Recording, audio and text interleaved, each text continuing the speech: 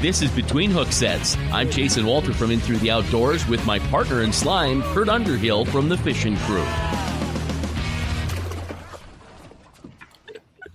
What is up, buddy? That's a good hook set. Okay, so you know what? Let's just be honest with everybody. We both came screaming in here on one wheel tonight. Yeah, right? I knew it was Wednesday, but I forgot it was Wednesday. Can you hear me? Yeah, oh yeah, I got you. I'm trying to get mics hooked up, so I knew it was Wednesday, but I forgot it was Wednesday. Does that make sense? No, yeah, that actually makes perfect sense. I thought about it, but I knew you were busy. And I've had quite a few things going on kind of in the background and stuff. So I haven't been thinking about anything other than the other things I've been thinking about because I was thinking about the things I was thinking about, right? I mean, you understand that, right? Oh, yeah. So, okay. So anyway, yes. And now I was just talking about how StreamYard, Tom Seberg, talking about how StreamYard or all these computer programs and things like Figma changed the way I used it just from last week. Well, now if you look down, do you see the opening and you see all that little LED VU bar thingy down and whatever? I'm like, okay, now that looks totally different. What did they do there? And it just kind of threw me for a loop because I'm like, could we just have one thing stay the same? Everybody's always got to make these wonderful adjustments to their programs. You know, like, okay, look it over. You know how we've got the vertical picture and we've got the horizontal picture of pictures, right? Like a picture like this, right? So it shows both. All we need to do is see the picture. We already know that it's either going to be vertical or horizontal, right? So why would you shrink it? So now I've got to get my readers to see what picture I'm actually going to click on. And it's just got really weird. I will say the one thing I learned over the last couple of days and what we're going to talk about tonight is adaptive, right? And Caesar and Ashley are going to tell you, I've talked to both of them a little bit, and I'm pretty pumped to have these guys on because this event we had over the last couple of days, I don't want to drag them out too long. You know, I was in charge of putting boat captains in. If you haven't checked it out, check it out on the Fishing Crew YouTube and Facebook page or the Battle Branch Boys stuff. And we got the pleasure to take 21 disabled, you know, from everything from cognitive disabilities to, you know, fully wheelchair, you know, hands don't work, every level of disabilities fishing. And I was tasked with bringing in the boat captains and putting the tournament on, which is great. Good at that, right? We do that a lot. But right. Okay, so I've got a whole bunch of people that I don't know who they are. I've got a pretty good idea who my guides are, a personality-wise, stuff like that. But now you're trying to mesh people together that you don't know and haven't met before, right? Because you want a good pairing, right? Yeah, and I'm doing the pairings for the pros. And you want them to be all the chemistry good and perfect. Exactly. You want an enjoyable event, and you know, and everybody's got a little bit of different personality. Everybody's got you know, you got all these different things going on. And it was amazing how well randomly pairing people together. Now I got dogs barking.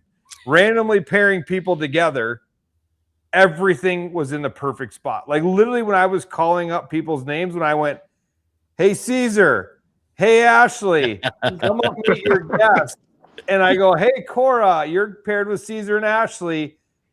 And it was like they walked up and I was watching them walk up and I'm like, every single 21 people were just like instantly meshed. I'm like, how does this happen?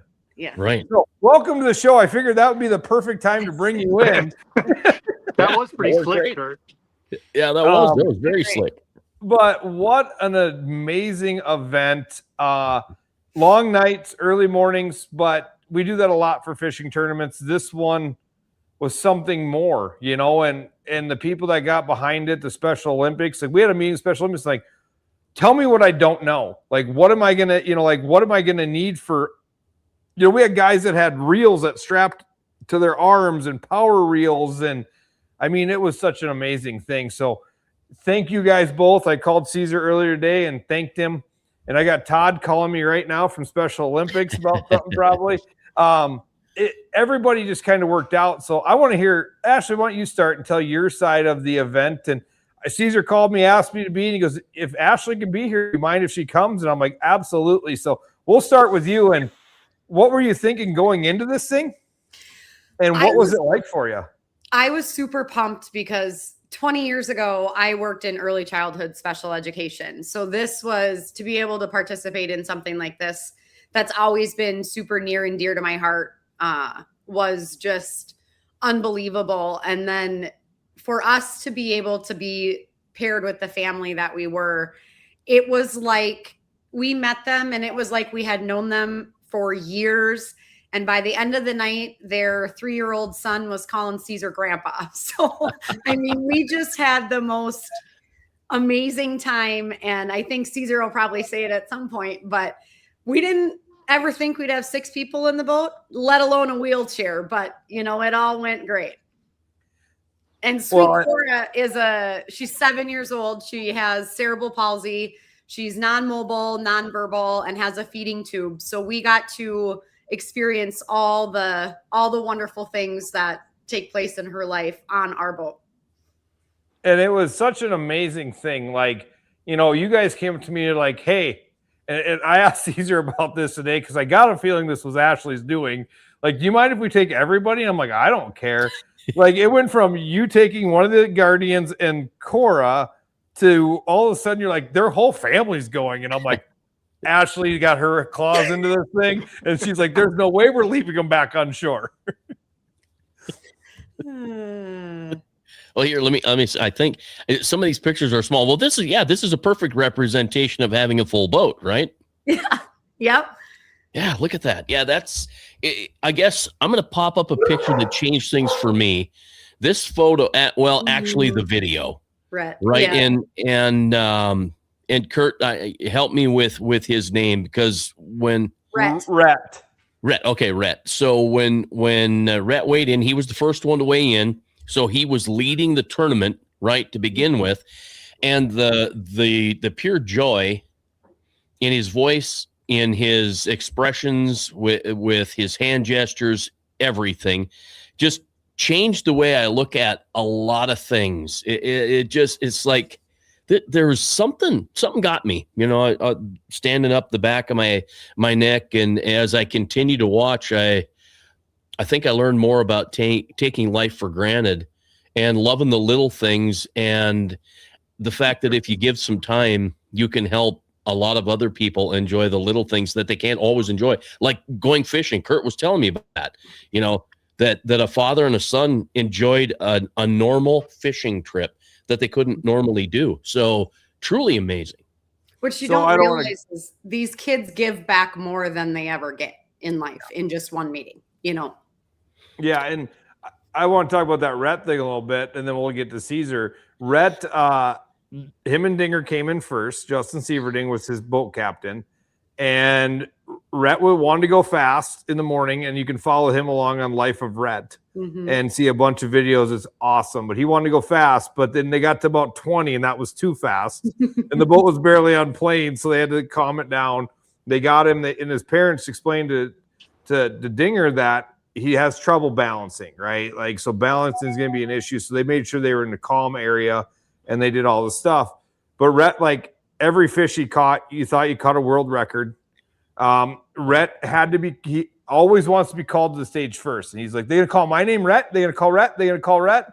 And the guys from the Battle Branch boys said, if you don't call Rhett first, he's going to be bouncing up and down the back yelling, call Rhett, call Rhett. And so they were the first team in. They had 2 walleyes in their cooler, and you'd have thought he had the world record of every shark ever caught, everything, and it was 2 15-inch walleyes, and he didn't care.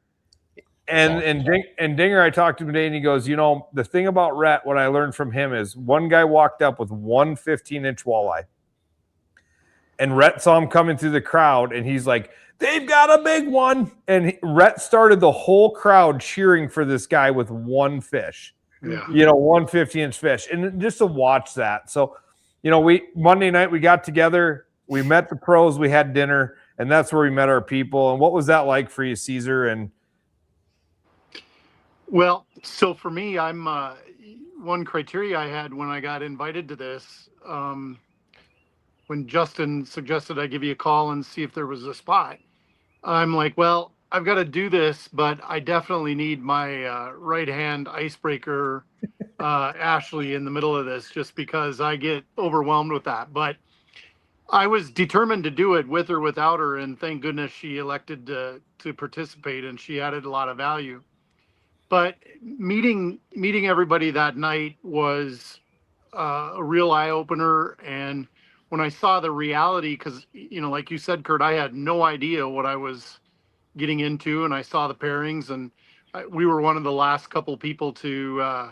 Cora was running late, and so we were one of the last couple of people to get paired up. And when I met the family, it was clear to me that it wasn't just Cora and one of her parents. It needed to be the whole group.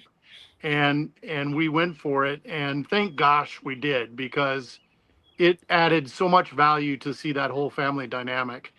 But it was an amazing experience. I learned a tremendous amount about teamwork and the amount of sacrifice that not only the disabled person gives through life, because they're so vulnerable. And that was one thing Cora did a great job, was just, letting life be. I mean, she doesn't have a lot of choice, but she was stimulated by the wind and the air and the bumps and the smells and the experience. And she was the most pliable, patient, tolerant person on the boat.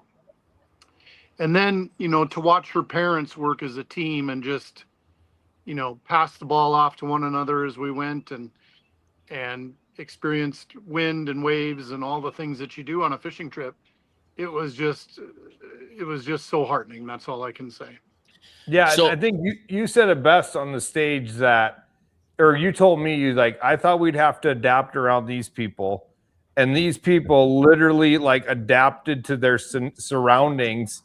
And it was like they were just done this 1,000 times. It really was. And I was, in the evening that we first met, I said, are there any special things I need to be aware of? Or, I'm trying to, I'm a fisherman and a farmer, and that's all precision work. And I'm trying to figure out what precision item we need to have or scenario we need to cover. And they're like, nope, we'll be good. And we got there, and it's like, all right, how do we load this thing? There's 20 boats wanting to get on the water. And so we did it off the beach instead of the dock, just to not tie everybody up. And it was like we'd worked together, taking Cora fishing for 10 years. It just happened. But it wasn't because of me. It was because of how efficient and effective her parents and how patient and tolerant Cora is with everything that had to go on. So to try to better understand this for me not being there and those that are watching that wouldn't have been there, I'm feeling like Cora's in the boat, the wind is blowing in her face, and she's tearing up. Okay, so she's crying, right? And you guys might think, oh no, what's wrong? You've had it with 40-mile-an-hour winds beating you in the face. So you're thinking to yourself, if the wind could just stop. And yet Cora's parents say she's not crying because she's upset. She's crying because she feels the wind on her face for the first time and loves it. Yeah, for sure. That feeling of what we might find hatred in the wind because it won't stop, but she gets it blowing in her face very, very rarely and finds joy in it. Things we consider problems are not problems. Yeah, that's amazing. And Cora really set the example for, setting the standard for how being vulnerable and dealing with various factors or conditions are not a problem. She just put a big smile on her face, and she knew she had a team around her, and she just indulged in every single moment of it that she could. And it was so inspiring. Like, one of the things, her brother wanted to go fast, and Cora really loved going fast and feeling the bumps and the motion. But I kept getting just hammered with spray from the waves. And I'd be like, because I was sitting backwards, and it would I wasn't ready for it. And both Cora and her little brother, sorry, now I have dogs, thought it was the most hysterical thing on the face of the earth. And to hear that little girl actually giggle was about all you could do to not just break out bawling with your own happiness. It was just so much fun. Well, and it was just, like everything. It was a hot, windy day, right? We didn't have the ideal situation. I would have loved nothing more than a 10 to 15 mile an hour wind, put in at Spring Creek, make your runs, do a boat launch like we talked about, do everything we were going to do and make it the special moment. And it was an audible the night before. I finally told the guides, pick 2 spots to take off from and go where you want to go and do your thing. And everybody did. And I was talking to so many people that were like, everybody, like Keith Bazur put it best. He goes, we want to kill each other the morning of the Governor's Cup.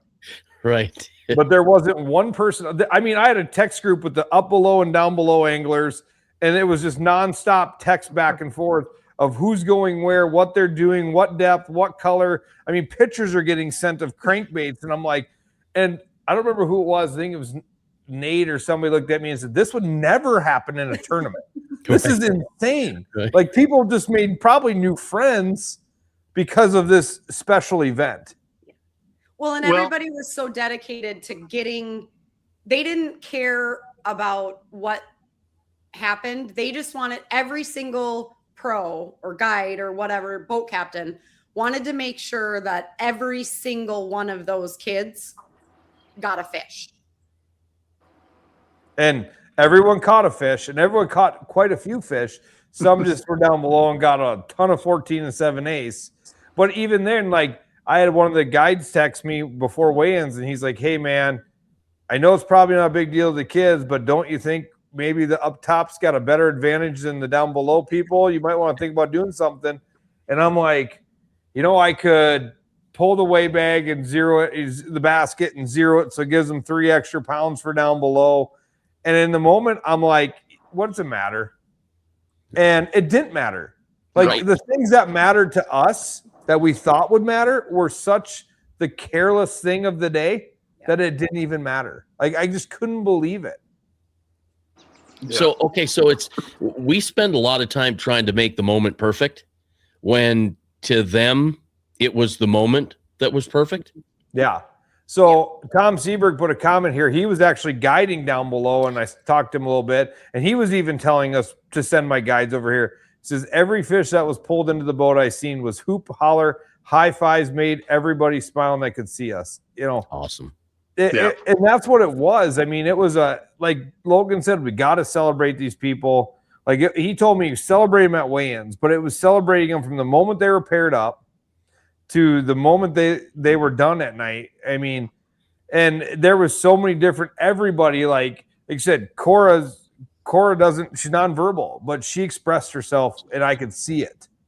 Right. More than words can say, Kurt, to be honest with you. Yeah. And we had Casey and Rhett and Brittany that were very animated people, but Cora was doing the same thing if you just paid attention. Yeah. And it was such a, like, the stories, you guys were just one of 21 boats out there that got a story, and the stuff that happened. We had down below a guy, one of our guides, we come by him and he's like, hey, I had a big fish on and it ripped it out of my rod out of my hand. And it's gone. It was a big fish. And I'm like, okay. And it's right in here. So he's like, I've told every other boat that my rod's in here. And how many times have we lost something out of the boat? We drop an exact waypoint at, and we never find the thing, right? Literally, we go down, drop off a camera guy in a guy's boat, and he's like, yeah, I'm just going to pull this. And he dropped a rod in here. And we're driving away, and I hear, Kurt, we turn around, go back. We got a fish. Oh, we got the rod with the 17-inch walleye on it. You got it away. So, I mean, you can't make, like, how many times you drop something on the boat, and you're like, it's right here. I'm going to put a jig wrap down. I'm going to do whatever and get it, and you never catch it. I've literally lost and put a waypoint, and when the water went down, I went up on the shore where I thought it was, never find it. And they caught a rod So we weighed the rod for their big other because it was another. It was just so much fun. Like all the guides, Caesar went down. Like there wasn't a question. Like I didn't even have to ask for things to be done. It was like, hey, what are we doing with the fish? Well, they're going to clean them. All right, I'm going. Like everybody was just working together. And Caesar, you told me a little bit about the cleaning station. Tell me when you guys were all just the guides, probably the first time you got decompressed all day. Yeah. So the cleaning of the fish deal there was a lot of fish, by the way. I don't know how many pounds there were, but it was an impressive amount. So there was 3 of us that went, and we had the fish and the permit, and we kind of looked at these coolers like, man, I hope there's more than 3 of us going to be here. We're going to be here a long time. And pretty soon, I think there was more like 8 when we were said and done, and everybody just went to cutting fish. But the conversation went to everybody's experience that day. And it was like unsolicited, unplanned addition to the day, because I got 7 other people telling me about, all the amazing things that happened on their boat and in their experience for the day. And at the end, we all found ourselves standing around. We'd clean the coolers up, ice the fillets. And all of a sudden we started having a conversation that continued on just because nobody wanted to quit sharing the day's experience. Finally, I said, guys, we got to go eat some fish.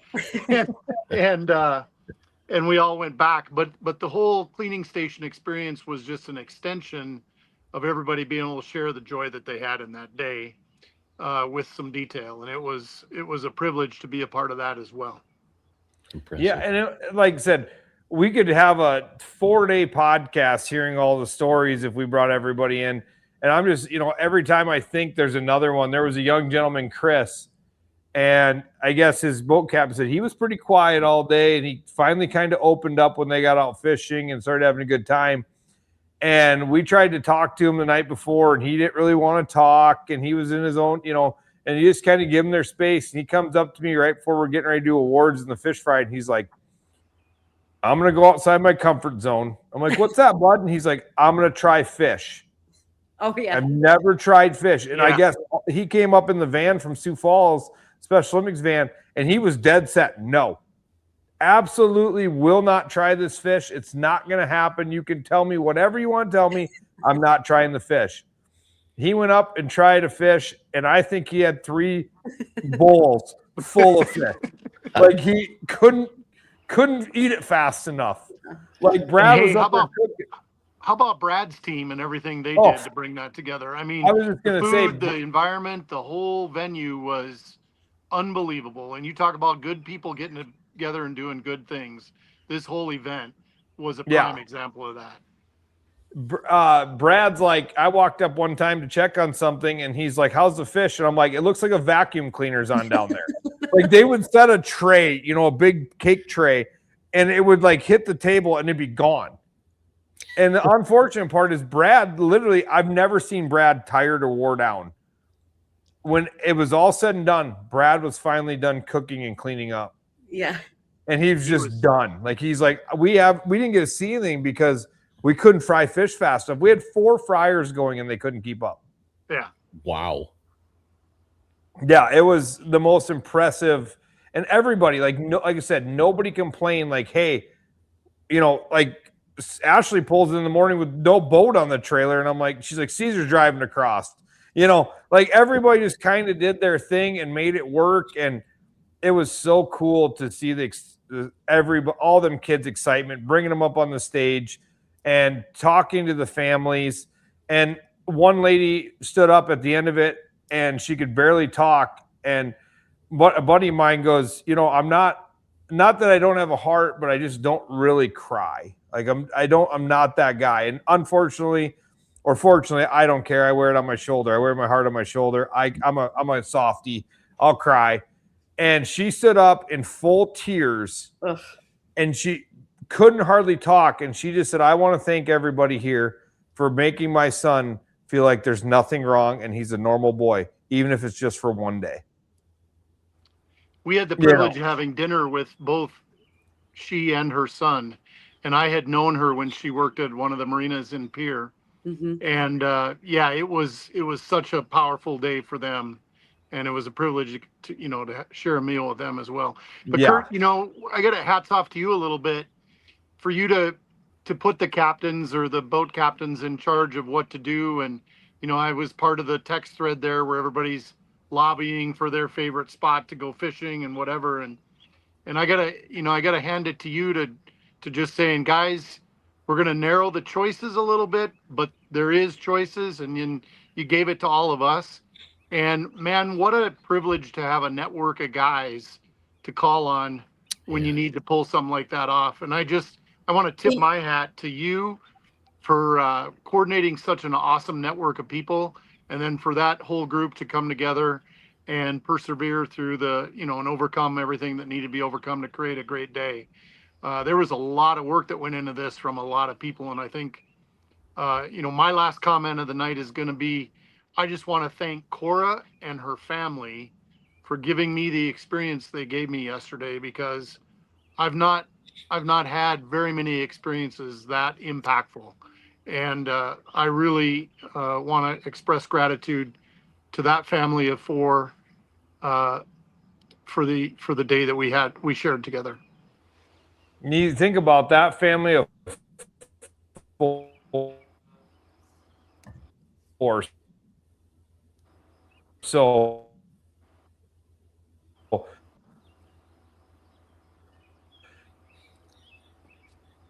you guys, there's one thing about him locking up. It kept me from needing a tissue. I can tell you that right now. Better because obviously I'm bouncing everywhere.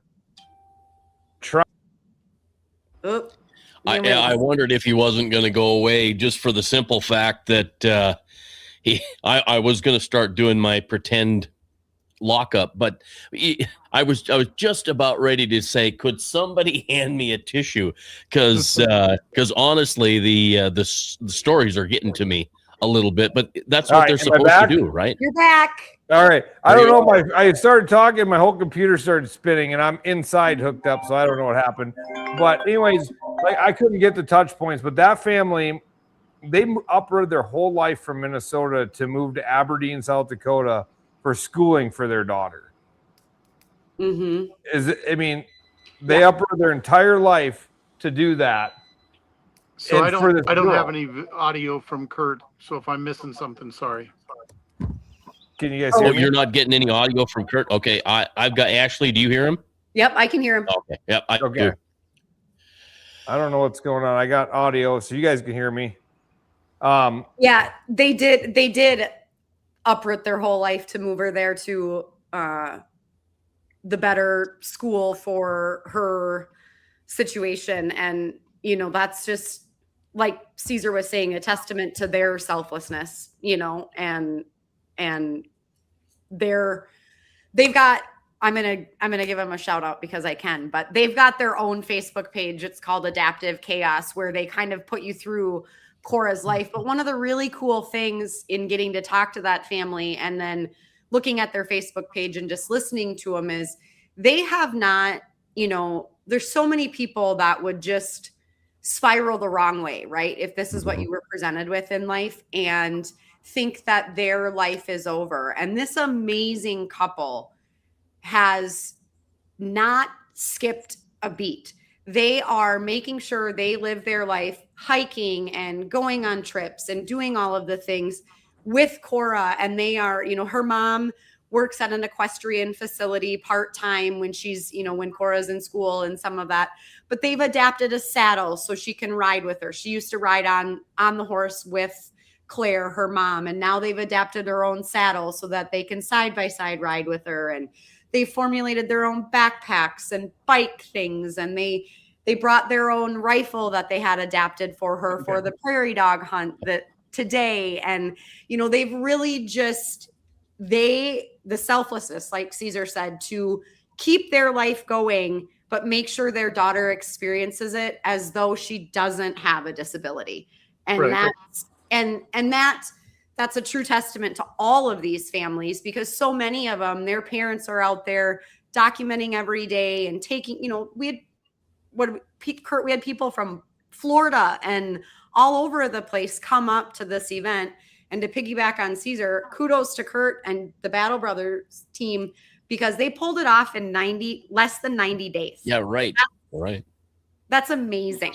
That's a big deal. That's not easy to do, especially when you look at what Kurt had to do pulling together that team of guides, right? I mean, that's a big feat. I mean, hats off to you there, Kurt, because that is a big deal, pal.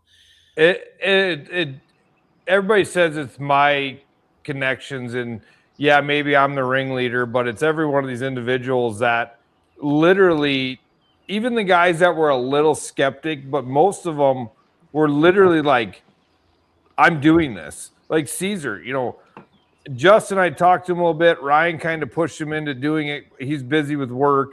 And then he tells Caesar he's doing it. Next thing I'm getting a call from Caesar. And I'm like, what? I didn't want to tell anybody no. So technically we had 22 kids that were signed up. And they didn't have showed up. Or maybe it's 23 and 2 didn't show up or something like that. And Caesar called and he's like, if you got room, I will do this. And I'm like, yes.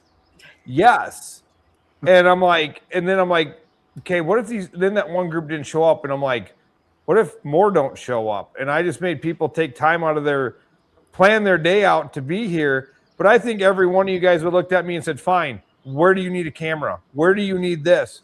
Where do you need that? It's a big one. Instead, it worked out perfectly, right? Yeah, it worked out like it was nothing. Like everything was meant to be. Hang on one second. I got to my computer's now dying because we didn't do anything yesterday or last couple of days. Love live shows. That's why we do them. But and that thought crossed my mind is like, what if now I have 21 guides here, and what if 2 people don't show up? And then who do I? The hardest thing in my mind was, who do I tell that doesn't get to go? Because after they've started meeting people, and I'm like, also now I'm gonna tell you don't get to go. And that was like Cora wasn't there, and I'm like, I'm like, where's Cora? Like, where's this Cora girl? And I went up to Justin, and he's like, oh, they're on their way. They're about 10 minutes off. I'm like, oh, thank God. But like I said, I believe in God. I do them things, but this was definitely God's work. I'm not the guy that's gonna beat that horse down, but this was definitely God's work, from the pairings to everything coming together, to the group of guides, to Brad and Jerry at High Point, Ryan Thompson and Laura Anderson, and the Battle Branch boys. And I mean, we got tables donated from here, and we got this, and everything is chaos when you put one of these events on, especially when you put it on in 90 days, especially for a group of people, you don't know what to expect. Right. It's like last night we were cleaning up everything at the lodge. You guys have probably left. Storm rolls in. And it's gnarly. The sky went instantly, like somebody flipped the light switch off and it was pitch black. And I'm like, okay, what do we do now? Yeah. Like, we've got a bunch of people that don't move well. Mm-hmm. It's not like, hey, guys, a tornado's coming, run for the basement, and it just was heavy rain and it was fine. But I'm like, these are the things we're not thinking about. We don't think about those every day, right? We're out Pike Haven, tornado sirens go off. Everybody knows where to cut and run to, right? Now we got Cora and her family that she's already in bed, and we got to try to get her out into a wheelchair, into safe shelter. Like, this is stuff you can't plan for, but I knew if it would have happened, it would have been perfect, because nobody would have, like, everybody would just, like, it was lockstep. Yep. And the amount of text messages and phone calls and Facebook messages, and I'm still not through. I tried to call every single guy today and thank them from the bottom of my heart for doing this. And it's just, there was nothing more than emotional, personal gain off of this event. This was 100% thrown together by sponsors on a shoestring budget. They called me and asked me how much to do it. I told them my normal rate, and I said, there's no way I'm charging you. We're just going to do it. And That's what we did. And I'm glad it went that way, because the millions of dollars that feeling is worth to me, no dollar could have put it there. Yep. And so, I mean, Caesar, like I said, you literally were there. If somebody would have needed a tire change, you would have change a tire in the middle of Mini Conju boat ramp. Like, it was just, everybody would have done that. Yeah. I don't know if you can't hear me. Caesar? What's that? Could you hear Kurt? I couldn't hear any of Kurt. I'm sorry if I missed something. I'll have to catch it on the replay. He said you were there. Everybody would have done anything to keep everybody going. Had a tire blown out on the middle of Mini Conju boat ramp, you'd have been there changing it to make sure that nothing went wrong. I would have done my best. I promise that. Yeah. I mean, like I said, it was an amazing event. I appreciate. I'm going to pop Caesar out of the studio and bring him back in, see if that fixes the audio issue. So let him know that. He's going to pop you out and back in to see if he can fix the audio quick. All right. Can you hear me now? Nope. Can you hear him now? Must not have. Well, I do not have Kurt. I'm sorry. We can let you guys go. We appreciate that. I mean, it was, like I said, we appreciate everything you guys did. Everybody that was there, part of this event. We'll pop you guys off. You got any more pictures? I know I hit Jason with a lot of pictures right at the very end of this, because it was like, we were talking on the phone, and I'm like, oh, it's when I knew the whole time it was Wednesday, but I'm like, we got a podcast. So we pulled it together. Let me run through all the pictures one more time, and we'll get a little synopsis from Ashley. So this is the whole family. This is actually Cora's little brother, Corbin. This is a picture of when he caught his very first ever walleye. So the entire family fished. Cora did most of the fishing, but everyone else got to fish a little bit too. So this is Corbin catching his first fish, his first walleye ever. That's fantastic. Next one. And then that was the first fish we caught of the day. We weren't on the water even 10 minutes, and Cora caught a walleye, and her dad helped her reel it in. Did she have a power reel? So we pulled cranks for quite a bit of the day, but they did bring a power wheel. So the second half of the day, we bottom bounced, and she did get to reel some fish in with her power reel. It was really a neat, hers was just a button. So it was a battery operated power reel that just had one push button, like a big round button. And when her dad told her to reel the fish in, she pushed the button and away it went. I'll be darned. And we watched a video, like Battle Branch Boys shared a video of Ronan doing that. And I'm like, okay, do they set that button up? And like, obviously they got to put it where she can reach it, but did they put the hand? And from the video, I'm like, it doesn't look like, it looks like Ronan just knows the fish is on. And so that's exactly what happened in this situation. Yeah, we made sure that the hook was set for her, and then handed them the rod, and they got situated. Her dad was holding her, got situated in her lap, and put the button where her, because she kind of backhands things when she touches them, and so put the button where her hand could reach it, and she just plopped it down, and away her reel went. That's so amazing. That tells you, like I said, nonverbal, but she knew what to do and what was going on in that experience. Oh, 100%. I mean, and she could communicate with you without communicating with you. There were grunts or hand, one of the sweetest things throughout the day is her dad was holding her, and she was messing with him. So his hood on the jerseys that you gave us was flapping in the wind, and she'd take her pointer finger and like flick it, and he'd say, "Hey, you're getting my shirt," and she'd just smile. And when she knew she was catching her fish, she'd get big smiles, and her smile was unbelievable. And then when her joy overflowed, then her arms would go like this and match that big smile, and it's like an extension of her smile when her arms went like that. It was quite the experience to be around her. Yeah. Well, I mean, now I got the Battle Branch Boys calling me, so we answering the phone all night. I just want to pop up a couple more here, just if we let you guys go. throw this up there. The smiles. It's fun to see. So that gentleman, that last chair, he only's got one use of the one hand. And so he's got a reel that he pushes against his cheek, and the pressure that he uses against his cheek reels the fish in. Wow. Well, they got in the water, and we go to get on the water, and they're coming off. Well, there was an issue with the reel. It broke. His grandpa tried to fix it, put it together wrong. They went up to the van and got duct tape and zip ties because it was reeling backwards, and they made it reel the right way. It was duct tape and zip ties. Just like I said, nothing was an issue. They fixed everything immediately. You know, everything was something we can overcome.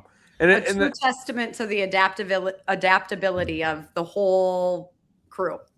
The one thing that got me is, you know, Cora's friend Ronan's dad, Justin, brought a wheelchair truck down. He brought a truck with a lift that would lift 16 feet in the air and set them in stuff. We only have to use it for one kid because I let a guy use my boat and my pontoon door is narrow. And he said it was a little scary, but they got him in there, right? They put him in the chair and they got him in my pontoon because his chair couldn't roll through my door.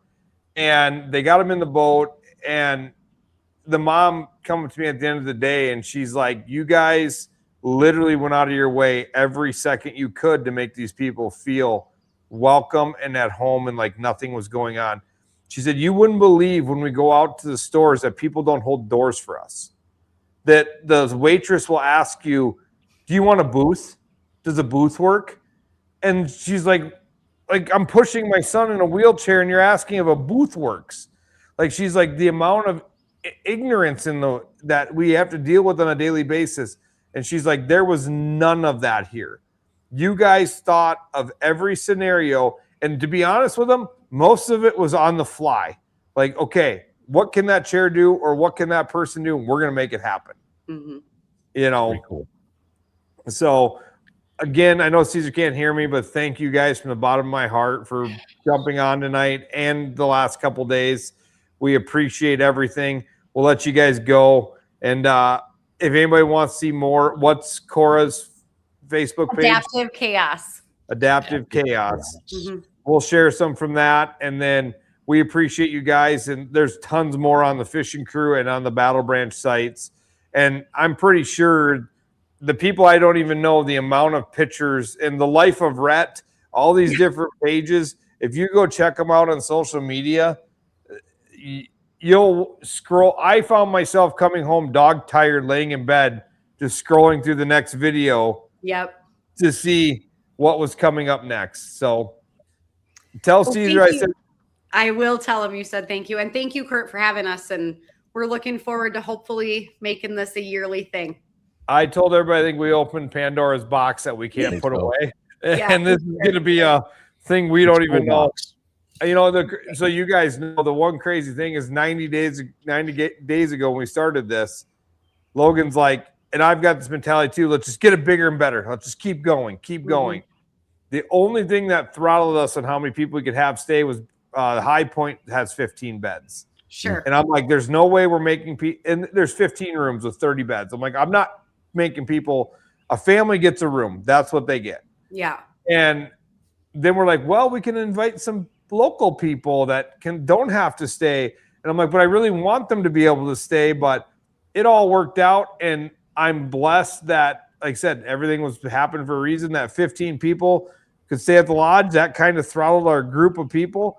Mm-hmm. But I'm like, next year, who knows? We could have people staying everywhere coming to the party. And that was the big thing. They wanted everybody there for a big cheering excitement.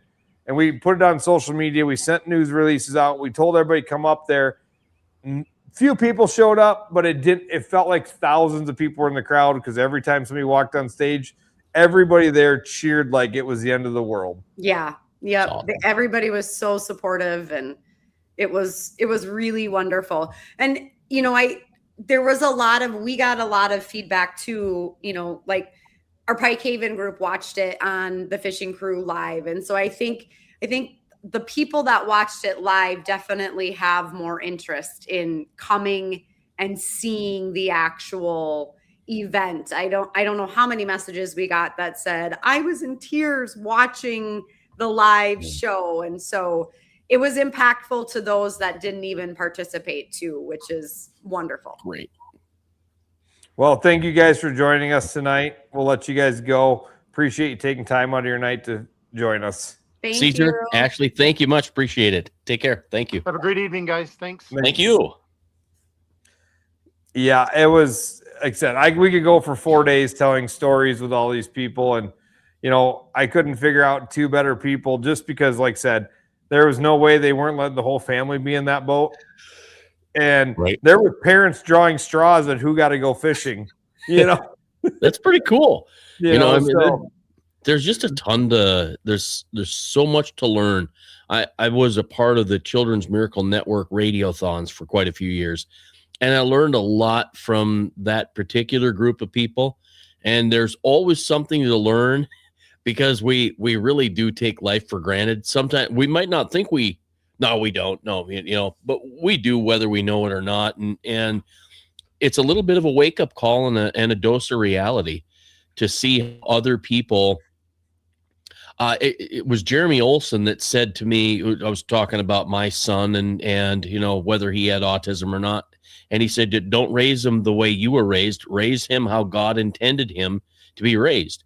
And I think these families, the way you guys were talking tonight, I think they have either had someone tell them that, maybe God told them that specifically, maybe they learned it, but they have learned that they've been given this child and he or she needs to be raised as God or I intended them to be raised if it came from God.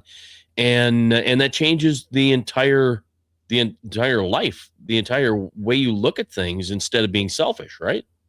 Yeah. Well, I don't have the technical ability you do because you usually get a text message. Unfortunately, no good deed goes unpunished because here's the Battle Branch boys. Oh, no. And so as soon as I get off of here, I'll be calling Logan back and figuring out what's going on to figure out what we got to do to get him somewhere safe. Right. And so it looks like maybe John, I'm guessing looks like a radiator problem or overheating or something. It's a cooler day, thank goodness. Yeah, not sure, but you know, Brad Donald at High Point said this, and he's like, these kids are so awesome. Mm-hmm. And I got to give it tribute to the families that raise these awesome kids, because without awesome families, it wouldn't have been awesome kids. There wasn't, you know, there wasn't one outburst. There wasn't one, you know, mad kid. There wasn't one nothing. And all the sponsors that got behind it, the fishing rods, Dakota Angler threw in a Rapala fishing package. I mean, the food, Laura at Pure Bliss made all the sandwiches. R&S Honey Company brought all the pork butts for the pork and the beans. And Dan Learman had 100 pounds of pork donated for sausage. Cowboy Country Stores brought breakfast pizza. The Hilltop brought breakfast burritos. Shell's Quick Stop. I called Chase, asked me to do bait. And he's like, tell me when and where. I called him Monday night and said, hey, we need crawlers. Nobody wants minnows, just crawlers. I could pick them up in the morning, or we're about to do dinner up here at High Point. If you could, he's like, I'm at baseball. I'll drive up there right now. Really? I did say pork butts. He said pork butts. Yes, Candy Bar. He said. You know, Eric says, I watched the live on Facebook, and wow, how cool. Way to go, Kurt and crew. You definitely made a lot of people's day that they'll never forget. It wasn't me, guys. I was the least of it, right? I mean, I don't want credit for any of it. I want to give credit to the High Point Lodge. I want to give credit to High Point Lodge. I want to give credit to Pure Bliss, Ryan Thompson, the Battle Branch. I mean, everybody that just moved, it stopped the whole world for not just 2 days, but leading up to it. Amazing. Yeah. Truly amazing. You know, I told my work I wasn't going to be there because I had this event going on. I told my boss, I'm out tomorrow. I got this event going on. And I can't tell all my customers. That was the first day I never took a single customer call, or I didn't have 200 emails to come back to. Right. Most of my emails I got up this morning, got to work, were junk emails like this. I'm like, how has that happened? That never happens, and it did. Mm-hmm. So yeah, I don't know.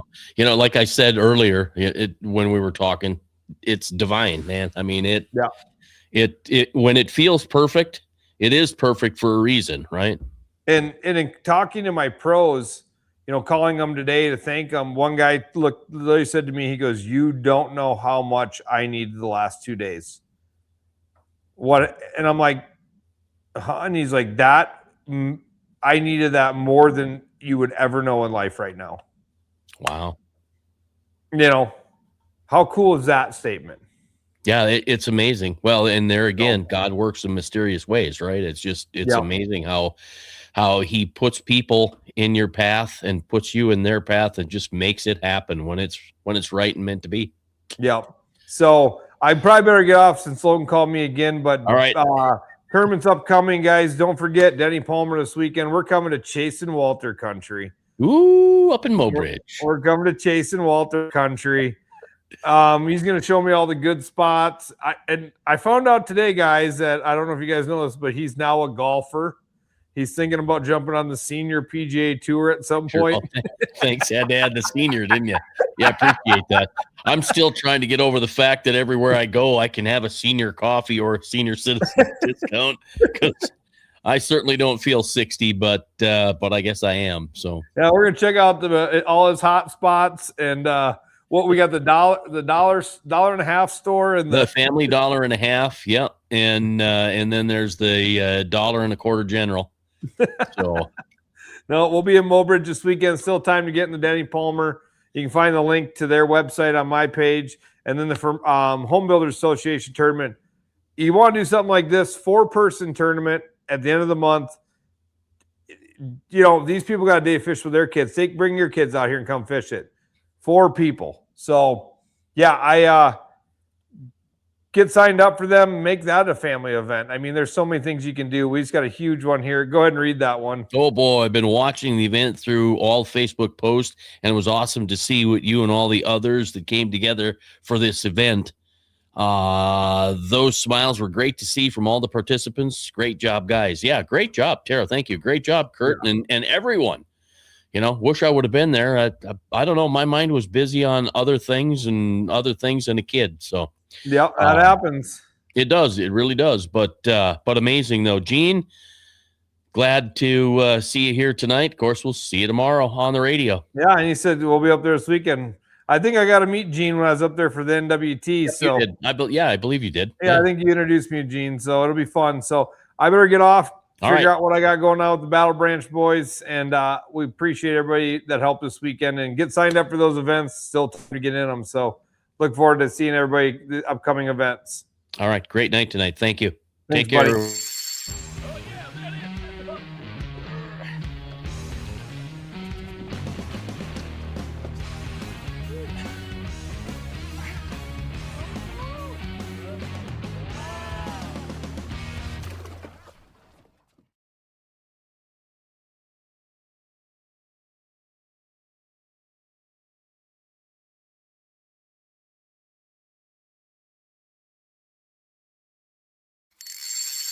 Oh yeah, that is.